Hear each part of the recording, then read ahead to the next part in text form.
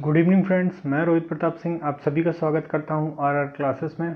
Friends, हम लोग sociological perspective of education पढ़ रहे थे।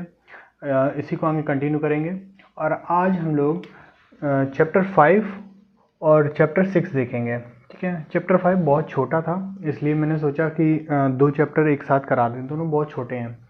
तो देखिए, चैप्टर 5 के अंतर्गत हम ये देखते हैं कि शिक्षा मतलब आर्थिक विकास के लिए मैं शिक्षा साधन के रूप में कैसे प्रयोग करते हैं। तो सबसे पहला है एक अर्थव्यवस्था के बारे में बात करते हैं, पूंजीवादी अर्थव्यवस्था, है ना। और इसमें एडम स्मिथ ने इसका कॉन्सेप्ट दिया था। इसमें क्या होता है कि बेसिकली कुछ वर्ग के पास संसाधनों का स्वामित्व होता है, मतलब कुछ लोग जो कोई एक प्रोडक्ट है उसके मालिक होते हैं और वो प्रोडक्ट वो सभी को बांटते हैं। ठीक है, तो ये सारी चीज़ मतलब ये हो गया पूंजीवादी। ठीक है, अब शिक्षा का सामान्य वर्गीकरण की बात करें तो एक होता है आधारभूत शिक्षा। आधारभूत शिक्षा कैसी, जैसे हम परंपरागत शिक्षा के रूप में देख सकते हैं, जैसे पारंपरिक शिक्षा होती थी वैसी, है ना। बेसिक एजुकेशन कह लें या फिर व्यक्ति आदर्श मूल्यों की शिक्षा लेता था, आध्यात्म की शिक्षा लेता था, उस तरह का, है ना।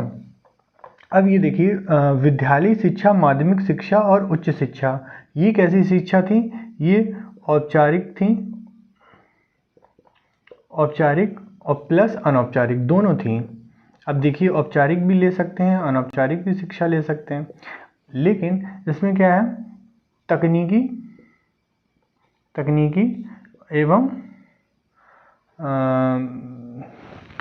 एवं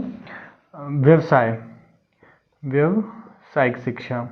ठीक है, अब तकनीकी और व्यावसायिक शिक्षा जो है वो हम क्या बोलते हैं, औपचारिक तरीके से भी ले सकते हैं और अनौपचारिक तरीके से भी ले सकते हैं। विद्यालय शिक्षा, माध्यमिक शिक्षा और उच्च शिक्षा में अलग अलग लेवल के अनुसार हम ये शिक्षा लेते थे। ठीक है, पहले के टाइम पे ये सारी चीज़ें नहीं होती थी, लेकिन जो भी होती थी तो वो परंपरागत तरीके से होती थी। वो जैसे जो लोग व्यवसाय के क्षेत्र में होते थे, वैश्य लोग, तो उनके मेनली बच्चे अपने माता पिता से अपना व्यवसाय सीख लेते थे। ठीक है, अब देखिए, ये टर्म आगे चल के आप लोग बहुत डीप में पढ़ेंगे जब आपका सेमेस्टर 4 होगा तब। कोठारी आयोग, तो कोठारी आयोग कब आया? 1968 में। कोठारी आयोग ने एक संरचना दी थी, वेरी इंपॉर्टेंट है, 10+2 की। अभी तक 10+2 चलती आई है, लेकिन जब से NEP 2020 लागू हुई है, नेशनल एजुकेशन पॉलिसी 2020, NEP 2020, तब से 5+3+3+4 की कॉन्सेप्ट आ गया है। ये आप लोगों को आगे समझाएंगे हम, जब इसके बाद UP टेट की क्लासेस शुरू करेंगे तब इसके बारे में ब्रीफ में समझाएंगे। ठीक है, बस इतना समझ लीजिए, उन्होंने ये 10+2 का कॉन्सेप्ट क्या बताया कि बच्चा पहले 10 तक पढ़ेगा और 10+2 को माध्यमिक स्तर में डाला, लेकिन यहाँ इन्होंने बहुत सारे अलग अलग स्तर में डाल दिया। जैसे यहाँ इन्होंने बुनियादी शिक्षा के तौर पे डाला, यहाँ पे इन्होंने प्राथमिक में डाला, प्राथमिक में, यहाँ मीडियम में, और यहाँ पे हायर सेकेंडरी में डाला। तो इस तरीके से उन्होंने अलग अलग बांटा है। तो इन्होंने कहा था कोठारी आयोग में, जब 10+2 की संरचना दे दी थी, उसके बाद इन्होंने व्यावसायिक शिक्षा जो है आई थी इस टर्म में। इससे पहले व्यावसायिक शिक्षा जो स्कूल में आती थी, मतलब स्कूल में जो व्यावसायिक शिक्षा पढ़ाई जाती थी वो नहीं पढ़ाई जाती थी।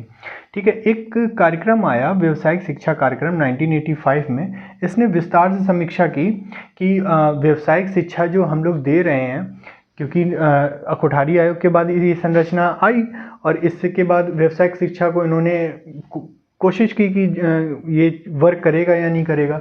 उसी को जांचने के लिए 1985 में इन्होंने एक कार्यक्रम रखा। ठीक है, फिर इन्होंने 1988 में माध्यमिक शिक्षा का व्यवसायीकरण कर दिया।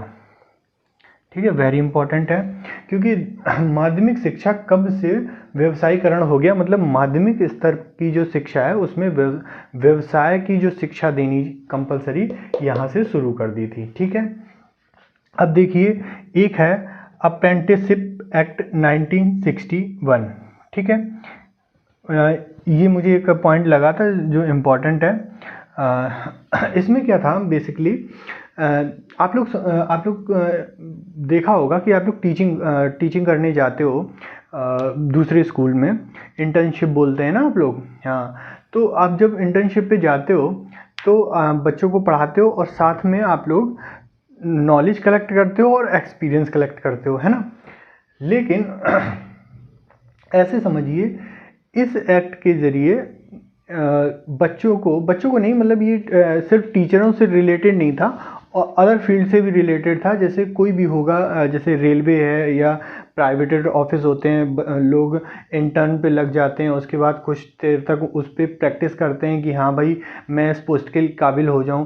फिर अगर एचआर ने परमिशन दे दी कि हाँ तुम्हें परमानेंट कर दे रहे हैं, तब जाके उसको नौकरी मिलती थी। लेकिन जब तक वो इंटर्न पे था उसको पेमेंट मिलता रहता था, लेकिन नौकरी कंफर्म नहीं होती थी, है ना।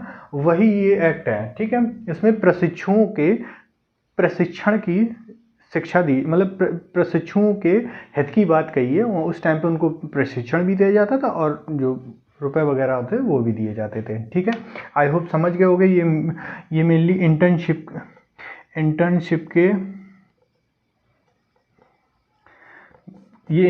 के बेस पे है, ठीक है। अब बात करते हैं तकनीकी एवं व्यावसायिक शिक्षा की, ठीक है। देखो, ये पूरा टॉपिक यही कहता है कि शिक्षा के ज़रिए हम किस तरीके से आर्थिक विकास कर सकें। तो हम तकनीकी के ज़रिए हम बहुत सी चीज़ें कर सकते हैं और व्यावसायिक शिक्षा के ज़रिए भी हम अपना आर्थिक सुधार कर सकते हैं। और देखा होगा आपने कि जब से टेक्नोलॉजी आ गई है तब से कहीं ना कहीं बहुत ज़्यादा ग्रो हो रहे हैं हम लोग, है ना। चलिए अब बात करते हैं, ये कुछ अलग से पॉइंट मैंने ले लिए थे।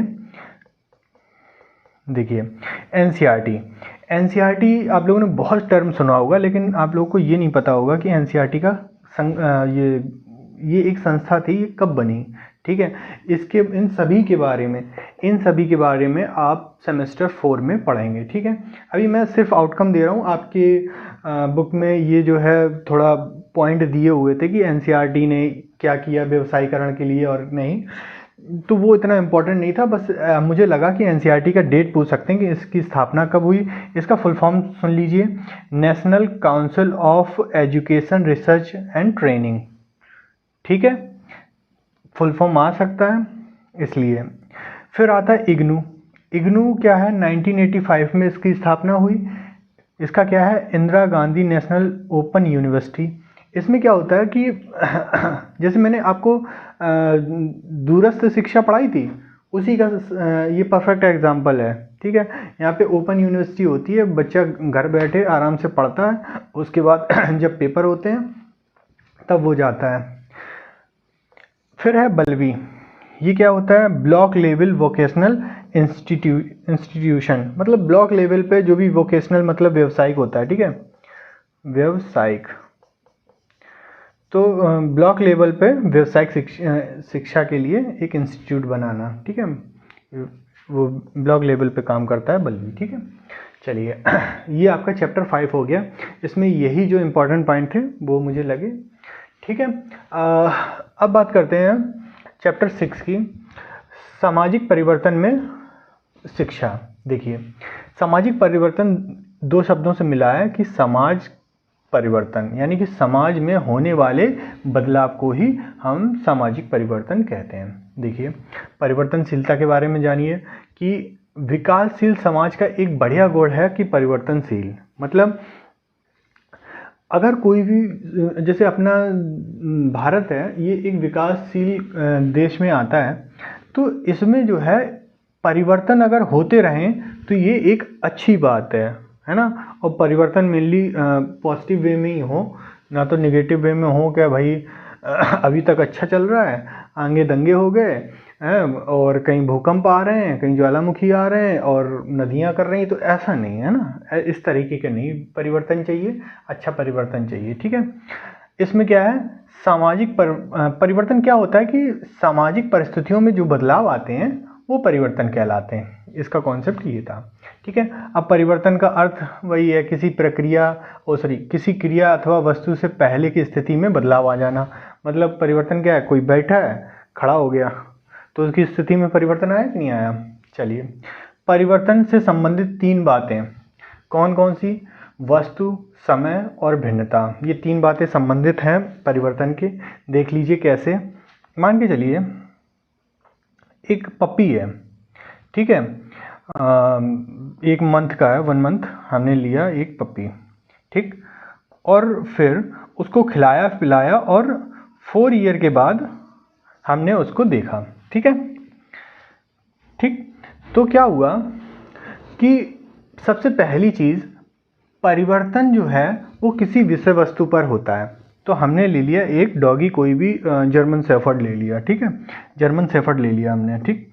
तो क्या हुआ कि यहाँ पे जर्मन शेफर्ड वस्तु का काम कर रहा है, ठीक। अब देखिए, अब हमने कंपैरिजन किया कि 1 मंथ का और 4 ईयर का, इनके बीच में जो टाइम पीरियड है उसका हमने कंपैरिजन किया। और एक बात याद रखिए, एक ही समय पर परिवर्तन नहीं होता है ना। जैसे कितना अभी टाइम हो रहा है, मान के चलिए 11, है ना, 11 बजे पे देखा और 11 बजे पे ही हमने एनालिसिस किया। एक ही टाइम पीरियड पे कहाँ से परिवर्तन हो जाएगा, ये भी समझिए ना। ठीक है, समझ गए हो गया आई होप। तो यहाँ पे हमने एक लंबा टाइम पीरियड लिया। भिन्नता, भिन्नता क्या हुई, पहले ये छोटा सा पप्पी था, अब एक खूंखार कुत्ता बन गया है ना, तो उसमें भिन्नता भी आई। कहने का मतलब है कि परिवर्तन में ये सारी चीज़ें बहुत ज़्यादा इम्पॉर्टेंट रोल रखती हैं। कौन कौन सी, वस्तु, समय, भिन्नता, ठीक है। अब देखें सामाजिक परिवर्तन की विशेषताएं, कौन कौन सी विशेषताएं हैं। एक है सार्वभौमिक प्रक्रिया। देखो, परिवर्तन जो होता है सॉरी, परिवर्तन जो होता है वो एक सार्वभौमिक प्रक्रिया है, मतलब हर समाज में परिवर्तन होना निश्चित है, चाहे यहाँ हो, चाहे पाकिस्तान में हो, चाहे चाइना में हो, चाहे यूएसए में हो, या फिर चाहे यूरोप में हो। परिवर्तन होना स्वाभाविक सी बात है। अब यूरोप में ही वो क्या नाम है, वॉर चल रहा था रशिया और यूक्रेन के बीच में, परिवर्तन हुआ किसी तरीके से, ये लेकिन नेगेटिव परिवर्तन है, किसी भी तरीके से हुआ लेकिन परिवर्तन हुआ, और इससे कितना ज़्यादा क्लाइमेट में चेंज फ़र्क पड़ा, और इस क्लाइमेट से पूरे के पूरे पृथ्वी को इफ़ेक्ट डाला। तो कहीं ना कहीं ये परिवर्तन ही तो है। तो परिवर्तन जो है वो क्या है, एक सार्वभौमिक प्रक्रिया है, हर जगह हर समाज में होती है, ठीक है। समष्टिगत रूप, समष्टिगत रूप का क्या है कि देखो, परिवर्तन जैसे ऐसा नहीं है कि किसी एक पर्टिकुलर व्यक्ति ने अपना परिवर्तन कर लिया तो परिवर्तन हो गया, ऐसा नहीं है। परिवर्तन जो होता है वो पूरे समाज में होता है। किसी एक आदमी के परिवर्तन से परिवर्तन, मतलब कोई एक आदमी कर दिया परिवर्तन, वो नहीं होता। परिवर्तन समस्त पूरे समाज में होता है ना। अब जैसे देखिए, कहें कि पानी का संरक्षण करें, है ना, किसी एक पर्टिकुलर आदमी वो पानी का संरक्षण कर रहा है, लेकिन बाकियों को फर्क ही नहीं पड़ रहा है ना। तो बाकियों को फर्क नहीं पड़ रहा है तो उस एक व्यक्ति के से तो इतना नहीं हो पाएगा ना। जैसे कचरा साफ करने की बात आ जाए कि वो एक पर्टिकुलर आदमी कचरा जो है वो सही से कर रहा है, मतलब साफ़ कर रहा है, या फिर गीला कपड़ा, गीला कचरा, सूखा कचरा अलग अलग डाल रहा है, बाकी सब मिक्स कर दे रहा है। तो एक के करने से नहीं होता, सबके करने से ना स्वच्छता आएगी, सबके करने से ना पानी का संरक्षण होगा, ठीक है। वही चीज़ है गति की असमानता।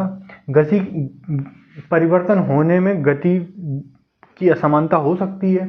कैसे, जापान जब गुलाम हुआ था तो वो अप्रॉक्स 13 से 14 वर्ष तक ही गुलाम रहा था, ज़्यादा नहीं था। लेकिन भारत को कितना टाइम लग गया, 100 साल, 100 वर्ष नहीं, 100 नहीं, 200 साल, है ना। कितना था, 1757 से काउंट कर लो, 1947 तक, हाँ ऑलमोस्ट 200 साल ही हो गए, ठीक है, 200 साल ही हो गए। तो ये गति का परिवर्तन हुआ, और एक ही कंट्री थी इंग्लैंड, उसी ने जापान पे भी किया, उसी ने भारत पे भी किया। लेकिन जापान ने अपना जो है स्वतंत्रता जल्दी ले ली, अपने देश में जल्दी से परिवर्तन हो गए। लेकिन भारत में जो है बहुत देर बाद, 200 साल एक बहुत लंबा टाइम पीरियड होता है, खुद सोचो 3 पीढ़ियाँ निकल गई होंगी, है ना। आजकल कितना है, करीबन ऐसे मानो कि 60 या 70 का एवरेज होगा जीने का, आगे चल के यही जीना है ना, एक आदमी की एज। तो 70 3 यानी कि 210, वही 100 है, कम से कम 2 या 3 तो मान ही लीजिए कि पीढ़ियाँ निकल जाएंगी, ठीक है। अनिश्चितता, देखो इसको कोई ये नहीं कह सकता कि कब परिवर्तन होगा, है ना, निश्चित नहीं है, लेकिन होगा ये निश्चित है, लेकिन कब होगा ये नहीं कह सकते हम, ठीक। देखो सामाजिक प्रकृति की जो मतलब सामाजिक परिवर्तन की जो प्रकृति है वो सामाजिक है। मतलब अगर किसी एक व्यक्ति विशेष परिवर्तन कर रहा है तो वो परिवर्तन नहीं होता, पूरा समाज उसको अडॉप्ट करे तब वो परिवर्तन होता है। तो परिवर्तन कैसा है, परिवर्तन की प्रकृति कैसी है, सामाजिक है, ठीक है। परिवर्तन जो है अवश्यंभावी और स्वाभाविक है, मतलब परिवर्तन पक्का है कि होगा ही होगा, परिवर्तन तो परम सत्य है कि होगा ही होगा, और वो स्वाभाविक है, अपने आप होगा, ठीक।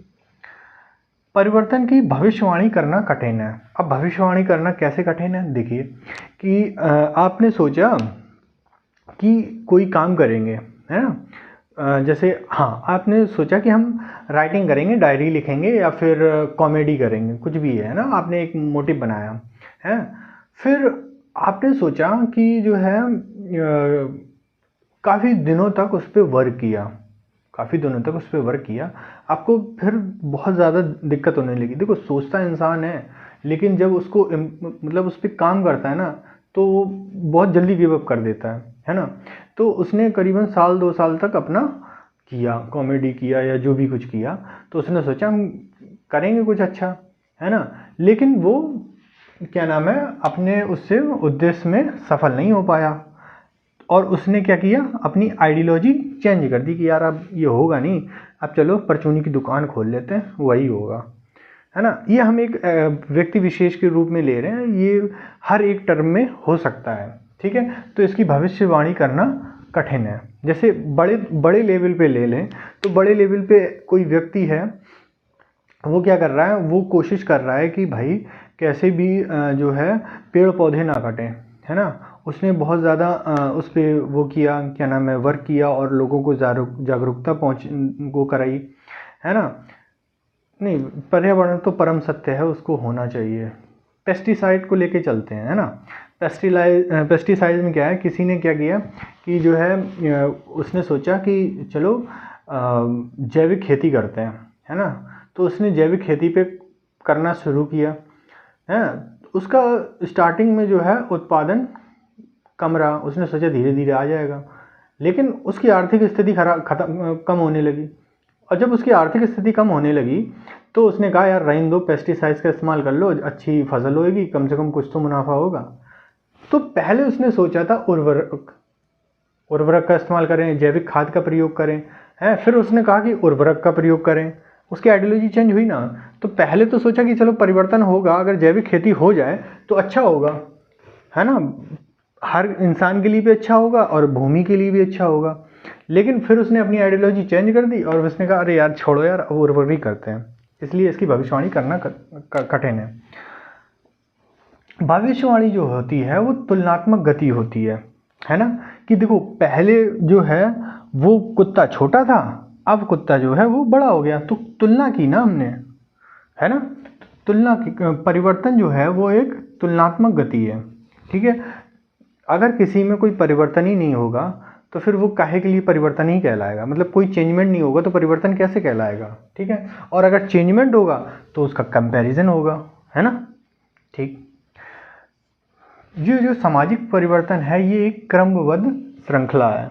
देखिए आपने देखा होगा, मतलब बहुत सारी फोटोज़ वगैरह देखे होंगे, अगर डिजिटल बोर्ड वगैरह होता तो हम तुमको दिखाते हैं।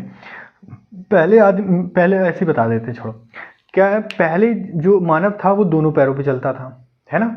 फिर क्या किया, फिर उसने पैर 2 पैरों पे चलने लगा, ऐसे झुक के, फिर वो सीधा खड़ा हुआ, है ना। ऐसे धीरे धीरे करके वो ना आज हम लोगों की जो स्थिति है वो बने हैं ना।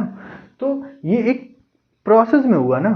बच्चा जो होता है छोटे से घुटनों रेंगता है ऐसे करके, है ना, पेट के बल, उसके बाद वो घुटने पे चलता है हाथों से, फिर वो धीरे धीरे अपने आप को स्टेबल करता है। ये एक प्रोसेस है ना। और एक तरीके से ऐसा नहीं कि बच्चा पैदा हुआ और उठ के भागने लगा, ऐसा तो नहीं होता ना। मानव के बच्चे में तो ऐसा नहीं होता ना, जानवर का बच्चा तो बहुत जल्दी भागने लगते हैं कुछ कुछ में, तो वो उनकी प्रवृत्ति होती है, ठीक है, वो उनकी प्रवृत्ति होती है। तो क्रमबद्धता समझ गए, ठीक है। एक एग्जांपल और क्रमबद्धता के ले लो कि क्रमबद्धता होती है वो शुभोपली में। शुभोपली मतलब भाषा सीखने का जो क्रम होता है वो शुभोपली होता है। मतलब पहले बच्चा सुनता है, फिर बोलता है, पढ़ता है, लिखता है ना। अब ये थोड़ा ना कि बच्चा पैदा हुआ और वो लिखना शुरू कर दिया। पहले वो सुनेगा ना, चीज़ों का अनुकरण करेगा, फिर वो बोलने का प्रयास करेगा, एक एक शब्द पूछेगा, मामा, पा, पहले तो एक है पा, माँ, पा, ऐसे करके बोलेगा, फिर 2 शब्द बोलेगा, है ना। तो धीरे धीरे करके शुरू करेगा वो। चलिए आगे करते हैं सामाजिक परिवर्तन की प्रक्रिया। देखिए, तो एक नई पद्धति है, इसमें ऑलमोस्ट यही कहा गया है कि हम जो है परिवर्तन तभी होता है जब हम पुरानी पद्धति को चेंज करके नई पद्धति का उपयोग करने लगते हैं। अब भाई जब हम नई पद्धति का उपयोग करेंगे तो परिवर्तन होना स्वाभाविक सी बात है ना। चलिए, तो देखो एक कॉन्सेप्ट दिया था नई पद्धति का मरडॉक ने 1955 में, ठीक है। मरडॉक, अगर नहीं समझ में आ रहा है तो ऐसे लिखा है मरडॉक, ठीक है। जैसे ये है ना, इसको एक बार आप लोग क्या करिए, स्टार्टिंग में ही जब भी हम साइड में हुआ करें या कभी, तो वो कर लीजिएगा, क्या बोलते हैं इसको, इवैल्यूएशन इसका हाई करके इसका स्क्रीनशॉट लेके रख लीजिए ताकि आपको समझ में आ जाए क्या लिखा है क्या नहीं लिखा है, ठीक है। चलिए देखते हैं समाज परिवर्तन क्या है। मतलब समाज, देखो परिवर्तन तब भी होता है जब समाज स्वीकार करे। अगर कोई चीज़ आपने नई पद्धति से कोई भी चीज़ अपनाई है, कोई चीज़ बनाई है, अगर उसको समाज स्वीकार नहीं करेगा तो वह कभी भी समाज में नहीं आ सकती और उससे फिर समाज में परिवर्तन नहीं होगा। अब खुद सोचिए कि अगर पहले के टाइम पीरियड में जैविक खाद का उपयोग होता था, अब ये जैविक खाद बंद हो गई है, अब क्या उर्वरकों का ज़्यादा प्रयोग होने लगा है। लेकिन वो एक टाइम था ना जब जैविक खाद से लोग उर्वरक की तरफ ट्रांसफ़र हुए, तो उन्होंने उस टाइम पे जो सामाजिक व्यक्ति थे उन्होंने क्या देखा कि इससे पैदावार बहुत अच्छी हो रही है, इस वजह से उन्होंने सबने स्वीकार किया। अगर उस टाइम पे स्वीकृति नहीं होती तो वो नहीं करते, है ना। अब आता है चयनात्मक त्याग। चयनात्मक त्याग में क्या है कि पुरानी पद्धति को वो त्याग देते हैं और नई पद्धति को अडॉप्ट कर लेते हैं, ठीक है। चयन कर लेते हैं कि उनके लिए क्या उचित है क्या अनुचित है, तो उसी हिसाब से वह नई पद्धति को अपनाते हैं। एकीकरण क्या है?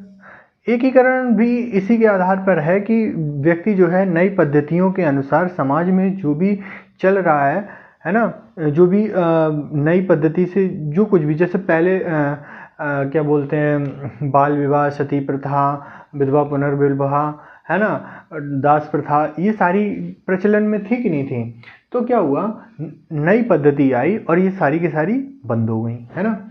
जब बंद हो गई तो क्या हुआ कि समाज में ये इन सभी चीज़ों से एक सामाजिक प्रक्रिया बनी और सामाजिक प्रक्रिया ही एक, मतलब जो सारी प्रक्रियाएं हैं उनका जो एकीकरण है उसके आधार पर परिवर्तन हुआ, ठीक।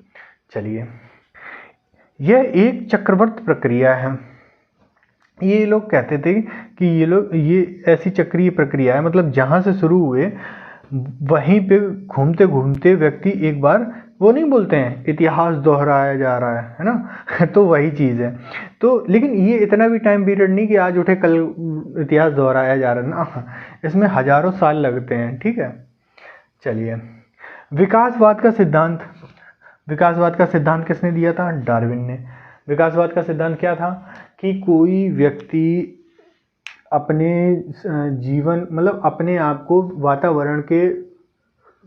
वातावरण में ढाल लेता है और उसमें संघर्ष करता है, वही अस्तित्व में रहता है। नहीं, विकासवाद का है नहीं है, अस्तित्ववाद का सिद्धांत है डार्विन का, है ना। कि जो है, अगर जैसे जिराफ है, अगर जिराफ अपनी कोशिश नहीं करते, गर्दन नहीं पहुंचाते वहाँ तक, तो वो कहीं ना कहीं विलुप्त हो जाते हैं। जिराफ देखने को नहीं मिलते क्योंकि वो भूखे मर जाते। इंसान ने अपनी सोच को डेवलप नहीं किया होता तो वो भी ख़त्म हो जाते। इंसान अगर फिजिकली अगर देखा जाए तो किसी जानवर, हाथी के पैर के नीचे आ जाए चला जाएगा, शेर फाड़ के खा लेगा, है ना। अगर इंसान को मानव तब बना जब उसके दिमाग में है, नहीं तो एक वो भी पशु ही है ना, पशु समान ही है। और पशु में तो फिर शेर राजा है ही है, अगर पशु में देखा जाए। वो तो दिमाग है, इसलिए कुछ भी कह लो। हाँ, प्रगति के रूप में सामाजिक परिवर्तन होता है, अनुकूलन प्रक्रिया होती है, क्रांति के रूप में परिवर्तन होता है। देखो, प्रगति के रूप में सामाजिक परिवर्तन, जैसे जैसे प्रगति होती रहेगी, विकास होता रहेगा, समाज में परिवर्तन आते रहेंगे। अनुकूलन प्रक्रिया, इसको एडेप्टेशन कहते हैं। मतलब समाज के साथ या फिर वातावरण के साथ व्यक्ति अपने जो है व्यवहार में या अपनी क्रियाओं में परिवर्तन कर लेता है, तो वो भी कहीं ना कहीं सामाजिक परिवर्तन में आ जाता है।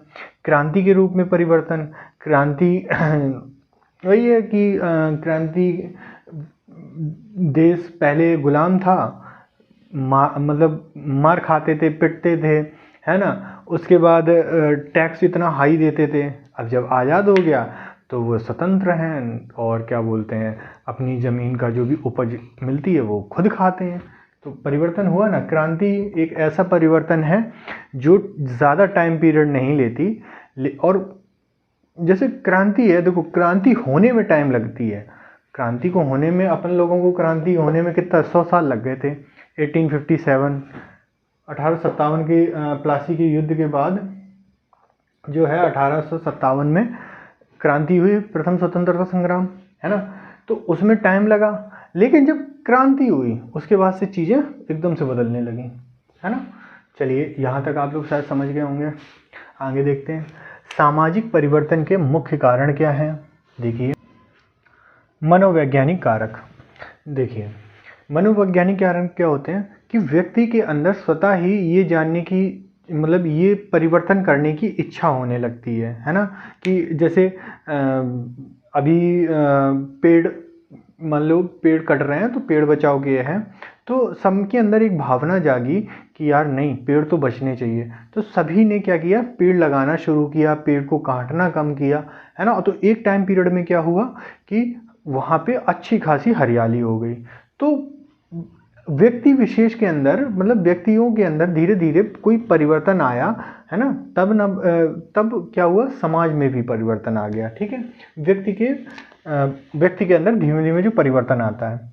भौगोलिक कारक तो बहुत ज़्यादा सिंपल है कि कोई भी सूरज, चंद्रमा, भूकंप, सुनामी या फिर बाढ़ आ जाना, इन सब कारणों से जो भी परिवर्तन पड़ते हैं समाज पे, तो वो भौगोलिक कारण के अंतर्गत आता है ना। व्यक्तित्व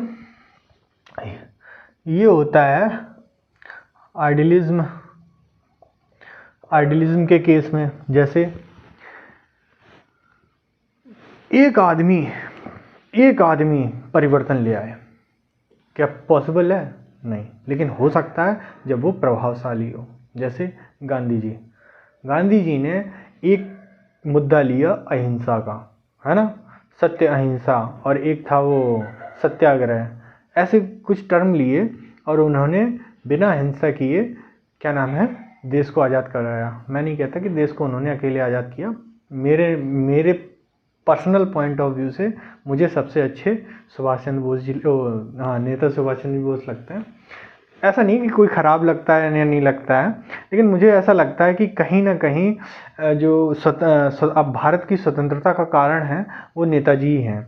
क्योंकि एक कहानी सुना देते हैं, टाइम, मतलब इच्छा हो रही है, वैसे तो हम टाइम बर्बाद नहीं करते हैं, लेकिन एक मन कर रहा है क्योंकि उनके जीवन से बड़ा प्रभावित हैं हम, है ना। तो क्या हुआ कि देखो, जब द्वितीय विश्व युद्ध 1939 से 1944 को ख़त्म हो गया, तो उन्होंने क्यों कहा कि 1946 में जो है कैबिनेट मिशन बनाएंगे। क्रिप्स मिशन आया था 42 में, क्रिप्स मिशन 42 में आया था। तो क्रिप्स मिशन 42 में आया, उन्होंने कहा कि भैया भारतीय सेना इसमें क्या नाम है शामिल हो जाए, क्या बोलते हैं, अंग्रेजी सेना में, है ना। तो हम आपको स्वतंत्र कर देंगे, है ना। तो इन लोगों ने मना कर दिया कि नहीं, ऐसा नहीं हो सकता, क्योंकि इससे पहले जब प्रथम विश्व युद्ध हुआ था तो गांधी जी ने खुद, इन लोगों ने कहा था कि हम स्वतंत्र कर देंगे, गांधी जी ने खुद भर्ती करवाया था, है। तब उनको बोला जाता था कि ये भर्ती करने वाला सार्जेंट है, और उसी टाइम पे उनको वो उपाधि दी गई थी गांधी को, है ना। तो क्या हुआ, जब वो लोग हार गए और जब युद्ध खत्म हुआ तो भारतीय सेना को उन्होंने मरने के लिए वहीं छोड़ दिया, उनके लिए कोई उन्होंने प्रयास नहीं किए। इस बात से ये लोग बहुत ज़्यादा खिंचाए हुए थे कि हम अब नहीं जाएंगे, कुछ भी हो जाए, और हमें स्वतंत्रता चाहिए। ठीक, ये लोग द्वितीय विश्व युद्ध जीत गए। सोचिए कि ये लोग द्वितीय विश्व युद्ध 44 में ख़त्म हुआ और ये जीत गए, तो इन्हें क्या ज़रूरत थी जाने की। वो थी सुभाष चंद्र बोस जी का। हालांकि वो उनकी मृत्यु हो गई थी एरोप्लेन दुर्घटना में, लेकिन कहा जाता है कि वो बच गए थे और एक गुमनामी बाबा के तौर पे वो जीवन व्यतीत कर रहे थे। लेकिन देखा जाए तो उनके जो बनाई हुई जो फौज थी, आज़ाद हिंद फौज, वो चुन चुन के मार रही थी अंग्रेज़ों को, और जहाँ मिले तहाँ मार रही थी। उससे डर के उन्होंने हम लोगों को आज़ादी दी थी। मतलब मुझे जो है वो ज़्यादा अच्छे लगते हैं नेताजी। हाँ, चलिए छोड़िए। तो एक मतलब एक व्यक्ति जो है वो भी जो है क्या कर सकता है, परिवर्तन कर सकता है समाज में, ठीक है। चलिए, जीव शास्त्रीय कारक। जीव शास्त्रीय कारक क्या है, देखिए ऐसा है कि पीढ़ी दर पीढ़ी जो भी गुण होते हैं वो कम होते चले जाते हैं, और उन कम गुणों से और प्लस जो पीढ़ी आने वाली है उनके अनुभव से जो भी डाटा इकट्ठा होता है वो कहीं ना कहीं परिवर्तित हो ही जाता है, और वही परिवर्तन का कारण बनता है। सपोज करिए कि ये दुनिया ख़त्म हो जाती है, पूरे विश्व में आप और आपका पार्टनर आपके साथ है, ठीक है। आपको जितनी नॉलेज है और थोड़ी बहुत क्या नाम है, लड़का हो चाहे लड़की हो, आपके पार्टनर में क्या नाम है, थोड़ी बहुत नॉलेज है, ठीक है। तो आपने क्या किया, आपने अपने बच्चों को वो नॉलेज ट्रांसफ़र की। एक व्यक्ति कभी भी अपनी पूरी 100% नॉलेज नहीं दे सकता किसी को, 100% तो नहीं दे सकता। तो आपने नॉलेज कम की, ठीक। उसने क्या किया, उसने अपना जीवन व्यतीत किया और कुछ अनुभव ग्रहण किए, ठीक है। उस अनुभव के आधार पर उसने अपने बच्चे को सिखाया, तो उसने वो चीज़ जो आपसे सीखी, तो उसका तो 80% था, उस 80% का भी उसने मात्र 80% ही, 80% का भी 80% ही उसको दे पाया, है ना, और प्लस अपने अनुभव दिए। तो आपसे आपके ग्रैंडसन में बहुत ज़्यादा डिफरेंस हुआ कि नहीं हुआ। तो यही होता है कि बहुत ज़्यादा मतलब पीढ़ी दर पीढ़ी गुणों का हस्तांतरण होता है, लेकिन वो कम होता रहता है ना। तो यही कारण होता है कि सामाजिक परिवर्तन का, यही कहता है कि जीवशास्त्रीय कारक, ठीक है। जनसंख्यात्मक कारक, जनसंख्या बढ़ेगी तो उससे भी समाज में असर पड़ेगा, या कम होगी तो भी समाज पर असर पड़ेगा, है ना। चलिए, आर्थिक कारण होता है। आर्थिक कारण से जैसे आर्थिक कारण भी बहुत डिपेंड करता है। अगर आर्थिक कमजोरी देश में ज़्यादा होगी तो क्या नाम है, खून खराबा, लूटपाट जैसी चीज़ें ज़्यादा होंगी। आर्थिक रूप से संपन्न होगा तो वहाँ पे इतनी कमी हो, मतलब इतनी नहीं होगी। प्रौद्योगिक कारण, उद्योग धंधे जितना, अब इंडिया जो है पहले इतना मतलब इंडस्ट्री वगैरह नहीं थी, अंग्रेज वगैरह लेके आए थे, फिर उन्होंने सीखा उस चीज़ों, पहले पुरानी चीज़ें व्यक्ति जानता था, अपने दादा परदादा जो सीखी होंगी वो, फिर अंग्रेज आए, उन्होंने उद्योग वगैरह धंधे डाले, तो उन्होंने वो डाले तो भारतीयों ने सीखे, और भारतीयों ने सीखे तो जब वो लोग चले गए तो वो समाज में परिवर्तन हो गया, है ना। सांस्कृतिक कारण, संस्कृति तो देखो बदलती रहती है ना। पहले विधवा पुनर्विवाह आया, फिर क्या नाम है, सती प्रथा, ये सारी चेंज होती रही। राजनीतिक कारण, पहले मुगल आए, मुगल से पहले और कोई शासन कर रहा था, है ना, क्या नाम है, मोहम्मद गौरी, और उसके बाद अंग्रेज आए। तो ये सत्ताएं जब बदलती रहीं तो समाज पे बहुत ज़्यादा परिवर्तन हुआ। हम ये नहीं कहते छोटा मोटा, बहुत ज़्यादा परिवर्तन हुआ। स्त्रियों की स्थिति में परिवर्तन, भैया ये चीज़ तो हम बहुत पहले ही बता चुके हैं कि अगर देश की जनसंख्या 50% है, मेल 50%, फीमेल 50%। अगर फीमेल घर पे बैठेंगी तो डेवलप तो सिर्फ 50% ही हुआ ना, है ना। अब ये भी आ जाएं तो अभी तो 100% होगा।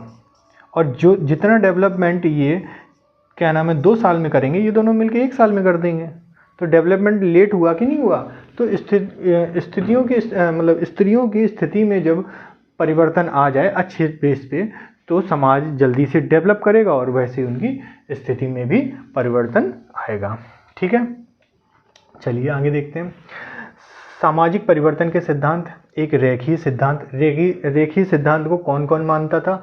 अगस्ट मानते थे, कार्ल मार्क्स मानते थे, स्पेंसर मानते थे, हॉबहाउस मानते थे। ठीक है, और ये लोग ये मानते थे कि जो परिवर्तन है वो एक ही दिशा में होता है और निश्चित और एक ही दिशा में होता है। ठीक है, निश्चित होता है और एक ही दिशा में होता है। ठीक है, और इनको रेखीय सिद्धांत को इन्होंने निश्चित या प्रौद्योगिकीवादी सिद्धांत भी कहा। ठीक है, प्रौद्योगिकवाद सिद्धांत भी कहा। अब बात करते हैं चक्रीय सिद्धांत को सोरोकिन और पेरेटो ने ये कहा कि ये रेखीय ना होकर ये कैसा है, चक्रीय है। ये वाला एग्जाम्पल याद रखना कि कोई भी चीज़ होती है वो परिवर्तित होकर एक बार इतिहास दोहराती ज़रूर है। चलिए, अन्य सिद्धांत है, एक विचारवाद है, मैक्स वेबर है, संस्कृति है, परिवर्तन है, प्रविधि है। इतना पूछा नहीं जाएगा। समस्या एवं परिणाम क्या होते हैं जब समाज का परिवर्तन होता है। समाज के परिवर्तन में क्या क्या समस्याएं आती हैं। परिवार विघटन हो जाता है, जॉइंट फैमिली से न्यूक्लियर फैमिली बन जाती है, सामाजिक तनाव पैदा होता है, व्यक्तिगत विघटन होता है, समुदाय आपस में भिन्न भिन्न हो जाते हैं, मतलब समुदाय आपस में बट जाते हैं, जैसे जाति के नाम पे नहीं कितने बटे हुए हैं। बेकारी की समस्या यानी कि अनएम्प्लॉयमेंट हो जाता है सर्वाधिक, है ना। अंतर्राष्ट्रीय विघटन हो जाते हैं, मतलब सर्वधर्म क्या नाम है वसुधैव कुटुंबकम की जो भावना होती है वो खत्म हो जाती है। तो क्या होता है कि देश आपस में ही लड़ते रहते हैं ना। नवीनता का भय क्या होता है कि व्यक्ति कुछ भी नया करने से ना एक बार डरता है कि पता नहीं समाज से हमें बहिष्कार ना कर दिया जाए। जब जो है जो डाउरी की बात करें और बाल विवाह की बात करें, तो जब ये ख़त्म होने की बात आई तो इंसान चाहता था कि जो है डाउरी के केस में समझ लो कि इंसान चाहता था लड़की का बाप जो मजबूर है, जो देखो लड़की का बाप ऐसा होता है कि भाई अगर उसके पास है ना तो वो शान से खर्च करता है, और नहीं है बेचारा मजबूर है नहीं कर सकता ना। तो ऐसा है कि क्या हम बता रहे थे नवीनता, मतलब जिसमें हर कोई यही चाहता है कि देखो लड़का जो होता है, लड़के की तरफ से बात ये हो जाती है कि लालच आ जाता है कि यार क्या रुपए मिलेंगे, क्या ही बुराई है। वो लोग याद रखना, लड़के वाले कभी नहीं कहेंगे कि हमें दहेज नहीं चाहिए। वो अगर मेंटली ज़्यादा स्ट्रांग हो तो उनके लिए कहता है अरे आ रहा है तो आने दो। लेकिन लड़की वाले क्या कहेंगे, लड़की वाले अपना पक्ष देंगे और वो अपने, और सब अपने अपने पक्ष में खुश हैं। ठीक है, तो क्या होता है कि नवीनता की भावना ये होती है कि जब भी व्यक्ति जो है जैसे वो है क्या बोलते हैं डाउरी, आज भी ख़त्म नहीं हुआ है ना। और डाउरी जो है ख़त्म करने के लिए बहुत सारे प्रयास भी किए गए हैं, है ना। तो कहीं ना कहीं ये सोचते हैं कि कुछ नया करने से कहीं समाज हमें बहिष्कृत ना कर दे। अब डाउरी है, लड़की के माता पिता चाहें तो डाउरी ना दें, है ना, इवन केस कर दें कि ये हमसे डाउरी मांग रहे हैं, है ना। लेकिन वो किस लिए नहीं करते हैं कि चलो हमने एक को मना कर दिया, है ना, और एक को इतना कर दिया, क्या पता दोबारा आए ना, ऐसा भी होता है। तो कुछ भी समाज में परिवर्तन लाने के लिए ना नवीनता का भय रहता है इन लोगों की, पता नहीं हमें समाज बहिष्कृत ना कर दे, है ना। तो ये सारी चीज़ें आती हैं।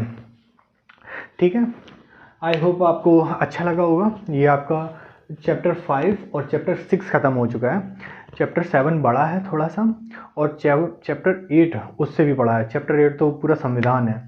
ठीक है, तो चैप्टर 8 को थोड़ा ब्रीफ में बताएंगे, ज़्यादा ब्रीफ में भी नहीं बताऊंगा मैं, ठीक है, क्योंकि आगे जाके इसका इतना यूज़ नहीं है, क्योंकि आप लोग कंपटीशन आई थिंक कि आप लोग जो है किसी न किसी कंपटीशन की तैयारी कर रहे होंगे, और पॉलिटी की जो बेसिक नॉलेज आपको होनी चाहिए वो होगी आपके पास, मैं ये मान के चलता हूँ। ठीक है, क्योंकि इस जो एज है उसमें इतना तो सभी को पता ही होता है। ठीक है, फिर भी हम थोड़ा बहुत एक्सप्लेन करेंगे, लेकिन ब्रीफ एक्सप्लेनेशन आपको यूपी टेट में ज़रूर देखने को मिलेगा।